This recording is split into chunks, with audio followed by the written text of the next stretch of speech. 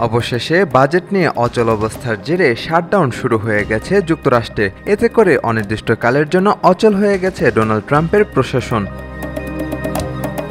সিনেটে ব্যয় বাজেট বিল পাশে ব্যর্থ হওয়ায় ৬ বছরেরও বেশি সময় পর এই পরিস্থিতির মুখে পড়েছে যুক্তরাষ্ট্র। এতে বহু সরকারি কর্মী বেতন ছাড়াই ছুটিতে যাবেন এবং সব না হলেও অনেক কার্যক্রম স্থগিত হয়ে যাবে। বুধবার এ তথ্য জানিয়েছে ব্রিটিশ সংবাদ মাধ্যম বিবিসি।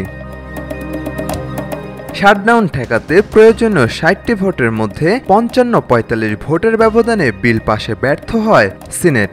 শেষ মুহূর্তের সমাধান অসম্ভব বলে মনে হচ্ছিল, কারণ রিপাবলিকান ও ডেমোক্রেটরা তাদের বিভেদ দূর করার কোনো লক্ষণই দেখাতে পারেননি। এই পরিস্থিতির জন্য ডেমোক্রেট ও রিপাবলিকরা উভয়ই একে অপরকে দোষারোপ করা শুরু করেছে।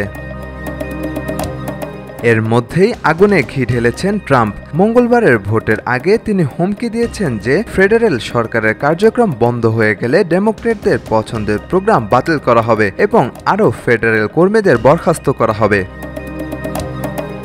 কোনো কারণে কংগ্রেস যদি ব্যয় বিল পাশ করতে ব্যর্থ হয় বা প্রেসিডেন্ট সেই বিলে স্বাক্ষর করতে অস্বীকার করেন, তখনই ঘটে শাটডাউন। এ অবস্থায় বেশিরভাগ ফেডারেল সংস্থা খরচ চালাতে পারে না এবং অপ্রয়োজনীয় কার্যক্রম থেমে যায়। তবে জাতীয় নিরাপত্তা, সীমান্ত সুরক্ষা কিংবা আকাশ নিয়ন্ত্রণের মতো জরুরি কার্যক্রম চালু থাকে। ২০১৮ সালের পর যুক্তরাষ্ট্রে এটি প্রথম সরকার শাটডাউন। সেবার যুক্তরাষ্ট্রের ইতিহাসে দীর্ঘতম ৩৫ দিনে শাটডাউনের মুখে পড়েছিল।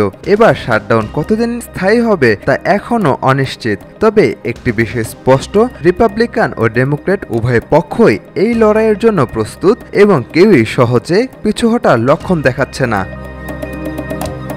সাজিদ আকরাম, সৌরভ, আজকাল।